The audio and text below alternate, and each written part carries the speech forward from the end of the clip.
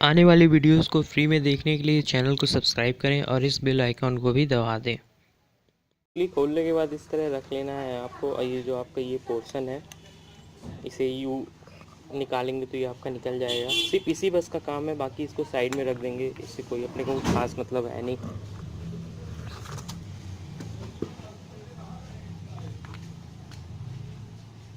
इसी का मेन अपने को यूज करना है। जो भी काम करेंगे इसी पे करेंगे। मैंने एक वीडियो बनाई थी अभी ब्रेक शू के ऊपर। तो ये फ्रंट ब्रेक शू होते हैं, ये दोनों। ये देखिए इसके ऊपर ये कोटिंग चढ़ी हुई है। ये हेल्प से ये काम करता है। जब ये फैलता है तो ये ऐसे फैलता है। ठीक है, मैं अपने आज के टॉपिक पे आता हूँ। स्पीडोमीटर का मेरा आज का टॉपिक है। तो ब्रेक शू निकालने के लिए आपको सबसे पहले इसकी ब्रेक शू निकालनी पड़ेगी। तो इसको निकालने के लिए आपको इसको एक साइड ये और ये ऊपर करेंगे, थोड़ा सा लगाएंगे तो आराम से ये निकल आएगा। ये ब्रेक शू है, इसे बाद में मैं एडजस्ट करूँगा फिर। ठीक है, जो स्पीडोमीटर होता है इसकी हाउसिंग खुल गई है। जिस गियर की मैं बात कर रहा था ये है वो गियर। ये यहाँ पे और एक ये यहाँ पे आपको शायद दिख रहा होगा। ये दो गियर्स हैं। या तो ये कटा होगा या फिर ये कटा होगा। इन दोनों में से कोई एक ही ख़राब हुआ होगा जिसकी ये घूमता नहीं है। बेसिकली ये इस तरह से फंस के अपना ये घूमता है टायर के साथ ही, जिससे अपना स्पीड मेंटेन होता है। तो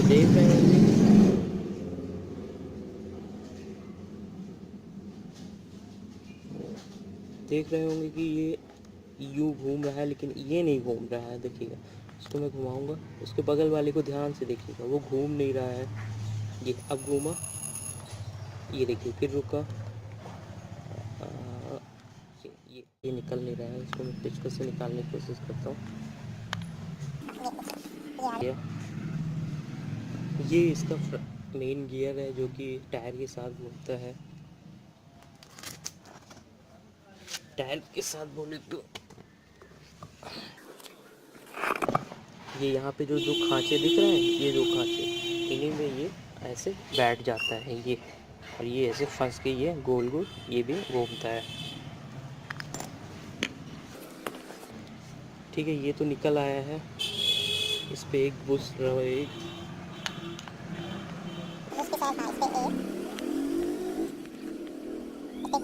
ये देख सकते हैं यहाँ पे हो गया। इसका तो काम नहीं है। इस गियर को निकालने के लिए बहुत ही आसान है। यहाँ पे यूँ ऐसे पेचकस को फंसाइए और जो इसको ऐसे अंदर की तरफ दबाना है। ये देखिए, ये आराम से निकल आएगा। ये यहाँ से निकल आएगा। यहाँ पे स्पीडोमीटर की वायर लगती है। ठीक है, ये देखिए, ये आराम से निकल आया है। जैसे कि देख सकते हैं कि जो ये है,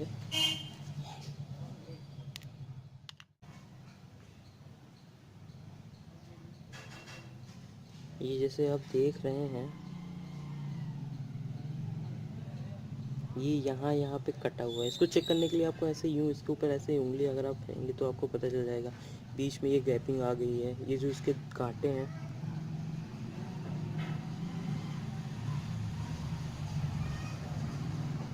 ये देखिए, ये ध्यान से देखिए, ये कटा हुआ है यहाँ से, जिसकी वजह से ये घूमता नहीं है।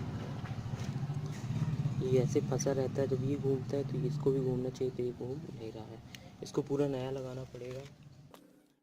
इसलिए ये 20 से 25 रुपए का आता है। एक पूरी गियर किट होती है, इसको स्पीड किट भी बोलते हैं। तो मुझे अब जाके है, ये मुझे 20 रुपये का पड़ा है।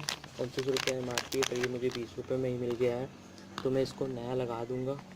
और एक चीज़ बताऊँगा कि इसकी अगर आपको सर्विसिंग करनी है, यानी इसको आपको क्लीन करना है, ये आपको ऐसा नहीं मिलेगा जब भी अपना खोलेंगे ये ब्लैक रहेगा। तो इसको आप क्लीन कर लीजिएगा। मैंने इसको एक्चुअली पहले ही क्लीन कर लिया है। उसका मैं वीडियो बना नहीं पाया क्योंकि क्लीनिंग में बहुत टाइम लग गया था। तो मैंने इसको पूरा क्लीन कर लिया है। तो ठीक है, अब मैं इसको नया लगाऊंगा। ये देख सकते हैं, ये इसका सही है, पर इसे लगाना सही नहीं रहेगा क्योंकि जो किट के साथ आया है वो उसी को लगाते हैं। तो इसको अपन साइड में रख देंगे। आपको दिखाता हूँ, ये नया है, ये पुराना है। देखिए कितना डिफरेंस है दोनों में।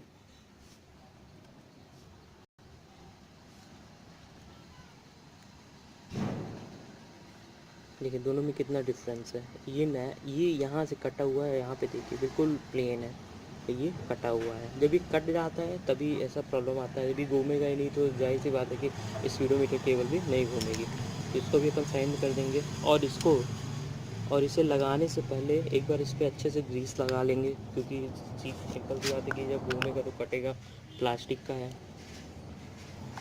जितने भी एनालॉग मीटर होते हैं सब में इन गियर का यूज़ होता है, सिर्फ एनालॉग मीटर में। और जो डिजिटल होते हैं उनमें मैग्नेट और सेंसर्स का यूज़ होता है, उसका वीडियो मैं कभी और बना दूंगा। लेकिन जितने एनालॉग मीटर होते हैं, जिस गाड़ी में भी एनालॉग मीटर होगा सब में इस तरह दोनों तरह के गियर्स का यूज़ होगा। तो इस पर मैं अच्छे से ग्रीस लगा लेता हूँ। ग्रीस इसमें अच्छे से लगा देनी है। इससे खाँचे हैं, इस पर भर दीजिए ग्रीस, कि अंदर से ये लगाते नहीं बनेगा ग्रीस।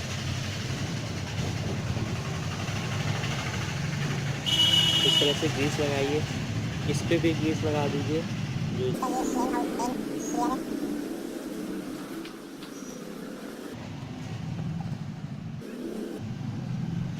वीडियो को पूरा देखिएगा, क्योंकि मैं एंड में बताऊंगा कि आपको पता कैसे चलेगा कि ये आपका ख़राब है कि नहीं, या ये बदलने लायक कब है, या बदलने का टाइम कब है। तो मैं इसको वीडियो के लास्ट में बताऊंगा, तो वीडियो को पूरा देखिएगा। मैं इस वीडियो को 2 पार्ट में अपलोड करूँगा, जिससे कि आपका समय भी बच जाए, क्योंकि वीडियो बहुत लंबा है। और अगर आप चाहेंगे तो मैं डिजिटल मीटर पर भी बना दूँगा वीडियो, क्योंकि डिजिटल मीटर में भी ऐसा ही कुछ प्रॉब्लम आता है। इस पर अच्छे से ग्रीस लगा के इसे जैसा है वैसा ही फिट कर देंगे। क्योंकि इस पर ज़्यादा कुछ काम रहता नहीं, बस इतना सही काम है। 25 रुपये का काम है, लेकिन अगर आप बाहर करवाएंगे तो आसानी से आपके 200 से 300 रुपये चीज़ में चले जाएंगे। इसे आप इजीली घर पे भी कर सकते हैं। देखिए आपको लग रहा होगा कि ये काम बहुत ही मुश्किल है, पर ये बहुत ही आसान है। इसे आप घर पे आराम से कर सकते हैं। इसमें आपके मुश्किल से आधे से 1 घंटे ही लगने हैं, आपका व्हीकल सही हो जाएगा।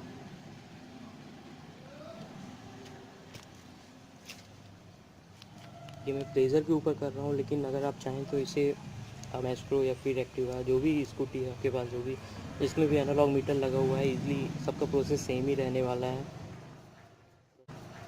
बस नट थोड़े इधर उधर ज़्यादा खोलने पड़ेंगे, लेकिन ये जो भी स्पीड किट को लगाने की प्रोसेस है ये सेम रहेगी। अब इसके साथ एक और चीज़ आता है, कहाँ चला गया,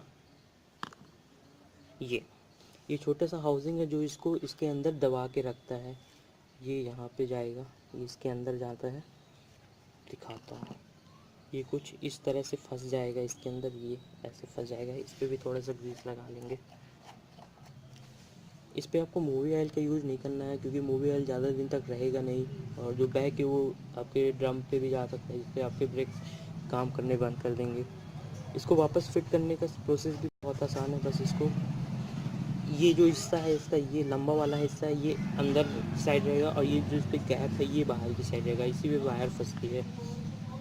इसको सिंपल से ऐसे प्रेस करिए, ये देखिए ये यहाँ पे आ गया है ना। इसको किसी पेचकस की हेल्प से इसको अंदर कर दीजिए।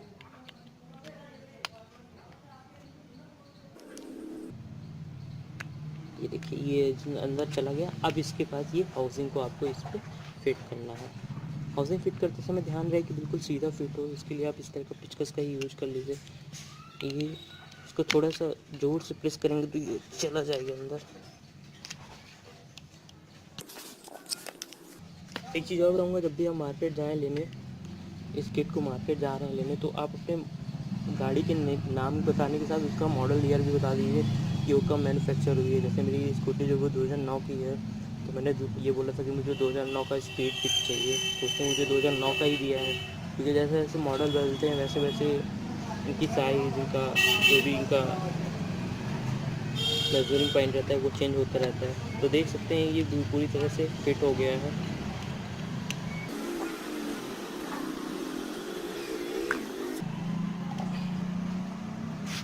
पीछे जो साउंड आ रहा है उसके लिए क्षमा चाहूँगा, क्योंकि मैं बाहर बना रहा हूँ तो बैकग्राउंड में नॉइज़ ज़्यादा है। इस पे भी थोड़ा सा ग्रीस ऐसे लगा लेंगे, और जो अपना नया वाला हाउसिंग है उसे आसानी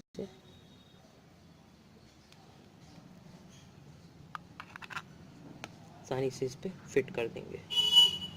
आपको एक चीज़ और बता दूं, ये जो निशान देख रहा है, ये निशान इससे और ये निशान इससे मिलना चाहिए, ये तभी आपकी हाउसिंग सही से फिट होगी, है ना। ये ठीक है, ये आपका फिट हो चुका है। अब देखिएगा, मैं इसको घुमाऊंगा तो वो कंटिन्यू रोटेट करेगा। ये देखिए, ये आराम से घूम रहा है। थोड़ा सा ग्रीस चाहें तो और लगा सकते हैं, ज़्यादा नहीं लगाना है क्योंकि यहाँ पे थोड़ा सा फ्रिक्शन ज़्यादा होगा, तो यहाँ पे मैं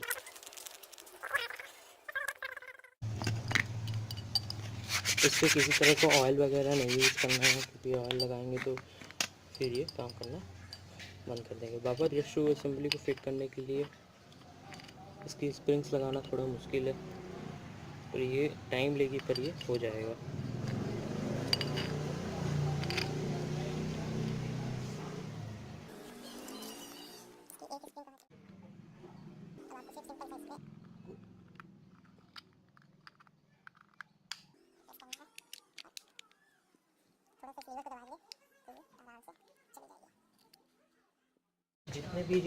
जितने भी पार्ट्स आपको दिख रहे हैं, सब में आपको ग्रीस का यूज़ करना है। सब में आपको हल्का हल्का ग्रीस लगा देना है, क्योंकि ये रोज़ रोज़ खुलने वाली चीज़ें नहीं है। देखिए, इस पर ग्रीस लग गया है।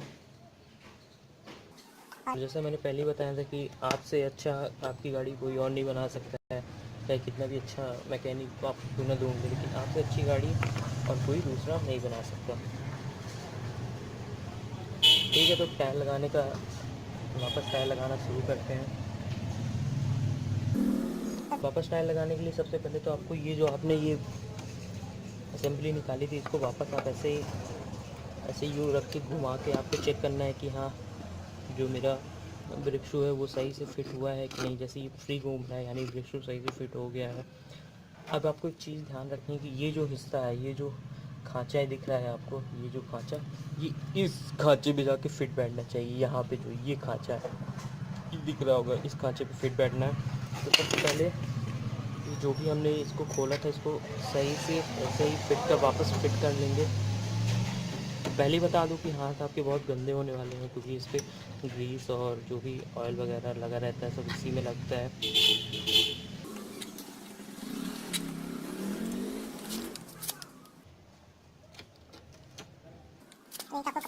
से आप अपना हाथ पोंछते रहें, क्योंकि ब्रेक शू पे आपको ऑयल नहीं लगने देना है। और जितने भी पार्ट, जितने भी नट बोल्ट आपने खोलने, सब में आपको ग्रीस वापस से लगाना है, जिससे कि जो फ्रिक्शन है वो सही से रहे, स्मूथ रहे। जैसे मैं इस पे लगा रहा हूँ, बारी चीज़ पे लगाऊंगा। चाहता हूँ कि वीडियो को पूरा आप देखिएगा, बहुत मेहनत लगती है इन सब कामों में, पर मेहनत का फल मीठा होता है। आराम से आप इसे बना सकते हैं घर पे। ये एक सपोर्ट के लिए लगा रहता है, तो इसको आपको यूँ ऐसे टायर के होल पे लगा देना। जब आप टायर खोलेंगे तो आपको समझ में आ जाएगा। ऐसे वापस रखिए,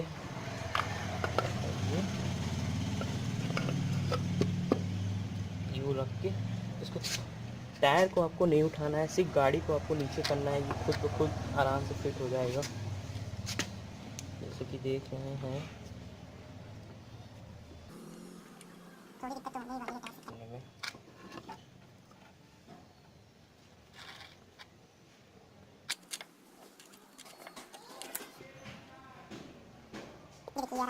जल्दी से आपको ये जो एक्सेल है, ये जो एक्सेल आप देख रहे हैं, इसके उस पार आपको लगा देना है।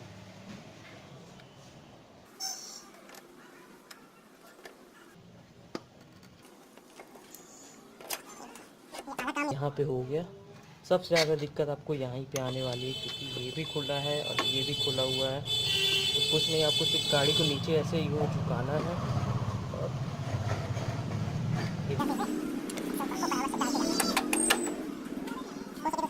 कर सकते हैं, ये सही से फिट हो जाए।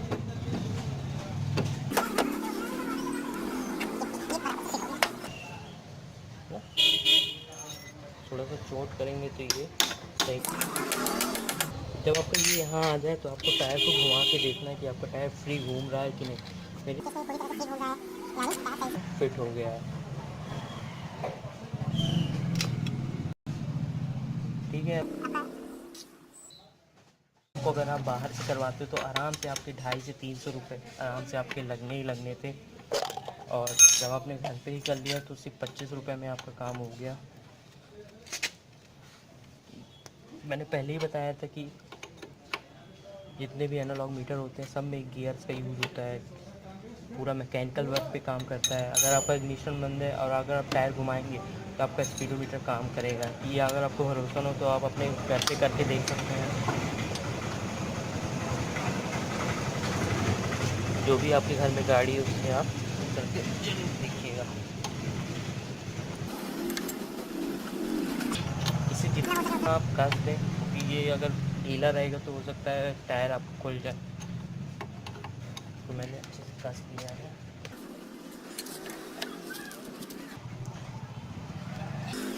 तो टायर आपका कस गया है। आपने जो जो चीज़ें खोली थी उसको वैसे ही आपको फिट करते जाना है। तो आपको बता दो स्पीडोमीटर कैसे लगाना है। तो थोड़ा सा यहाँ पे आपको ग्रीस का यूज करना है, हल्का सा ग्रीस लगाइए। यहाँ पे किसी तरह का मूवी ऑयल वगैरह ना ही यूज करें तो बेहतर है। मूवी ऑयल आपका बैक के आपके ड्रम पे जाएगा और जो आपका ड्रम है उसका ब्रेक शू आपका स्लिप करना शुरू कर देगा। इसे यूँ लीजिए और इस होल पे, जो इसके होल पे, और लगाने से पहले टायर घुमा दें जिससे ये आराम से अपनी जगह पे फिट हो जाए। ये देखिए ये फिट हो गया है। थोड़ा मुश्किल होगी ये डाल के, और इसे उतना ही कसिए जितना ही आपका टायर फ्री रहे, ज़्यादा कसने की भी ज़रूरत नहीं है।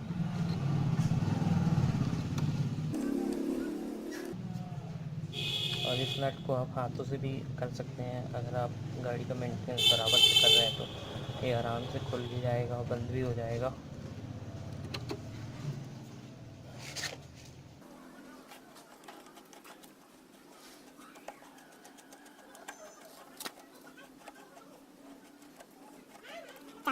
आपने अगर वीडियो पूरा देखा और आपको अगर अच्छा लगा हो वीडियो, या आपकी कोई हेल्प हुई हो, या आपको लगता हो कि हाँ मैं भी देख के कर सकता हूँ, तो इस वीडियो को लाइक कर दीजिएगा।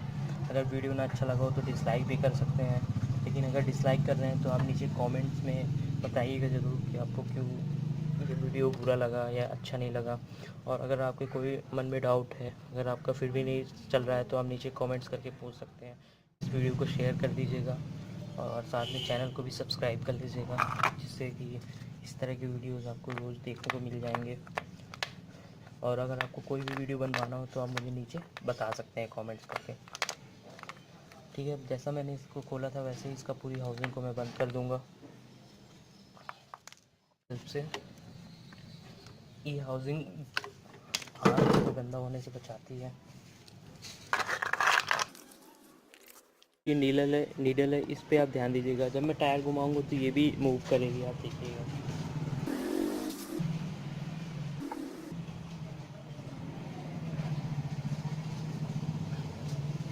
देख रहे हैं वो धीरे धीरे ऊपर जा रही है ना। इसका मतलब जो मैंने नया स्पीड किट लगाया है वो अच्छे तरीके से काम कर रहा है और मेरा स्पीडोमीटर सही हो गया है।